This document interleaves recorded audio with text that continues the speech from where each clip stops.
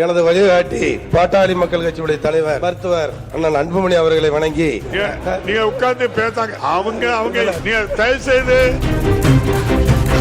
சேலம் மாவட்டத்தில் இருக்க அறநிலைத்துறை அதிகாரிகள் ரொம்ப மெத்தன போக்கில் இருக்கின்றார்கள்.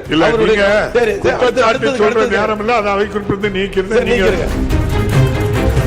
மாண்புமிகு பேரவைத் தலைவர் அவர்களே, எனது வழிகாட்டி பாட்டாளி மக்கள் கட்சியுடைய தலைவர் மருத்துவர் அண்ணன் அன்புமணி அவர்களை வணங்கி எங்களுடைய மேட்டூர் நகராட்சியில் உள்ள நீங்க உட்கார்ந்து பேசாங்க. அவங்க தயவு செய்து இல்ல எல்லாரும் நம்மளுடைய அவங்க விருப்பப்பட்டவங்களும் அவங்க சொல்லட்டு ஒன்றும் பிரச்சனை இல்லை. நேத்து நீங்க கேள்வி பதிலுக்கு வாங்க. நம்மளுடைய மேட்டூர் நகராட்சியில் இல்ல நீங்க கேள்வி கேட்கல, நான் மாத்திடுவேன் வேற ஆளு. இல்ல அவர் குறுக்க பேசுறாரு. நீங்க மைக்கு என்னையும் பார்த்து பேசுறாரு. மேட்டூர்ல இதுவரையும் எனது கோரிக்கையை ஏற்று 15 கோடி ரூபாய் அறநிலைத்துறையில் கொடுத்திருக்கிறாரு. அதுல நம்மளுடைய பால தண்டாதிபதி கோயிலுக்கு ராஜகோபுரம் கட்டுவதற்கு கேட்டிருந்தேன். 2வது குளத்தூர் ஒன்றியம் ஜலண்டேஸ்வரர் கோயில் பழுதெடுத்திருக்கின்றது.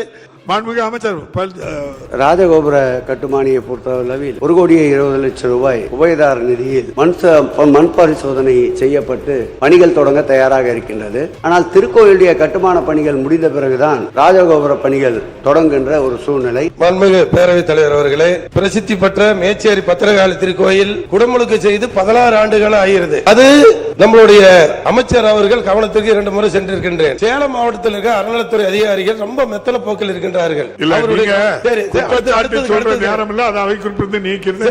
உங்க கேள்வியை மட்டும், உங்களுக்கு என்ன வேணுமோ அதை மட்டும் கேளுங்க. குடமுழுக்கு அவர் சென்ற எனது கோரிக்கையை ஏற்று நீங்க ஆகஸ்ட் மாசம் மேச்சேரி பத்திரகாளி கோயில் குடமுழுக்கு செய்யணும் சொன்னீங்க. இந்த நிமிஷம் வரையும் அதெல்லாம் அடுத்த மாசம் அந்த குடமுழுக்கு செய்வீர்களா என்று நான் அறிய விரும்புகிறேன். பேரவைத் தலைவர் அவர்களே, விருந்து மண்டபம், பக்தர்கள் தங்கும் மண்டபம் 4,80,00,000 ரூபாயில் கட்டி முடிக்கப்பட்டு விட்டது.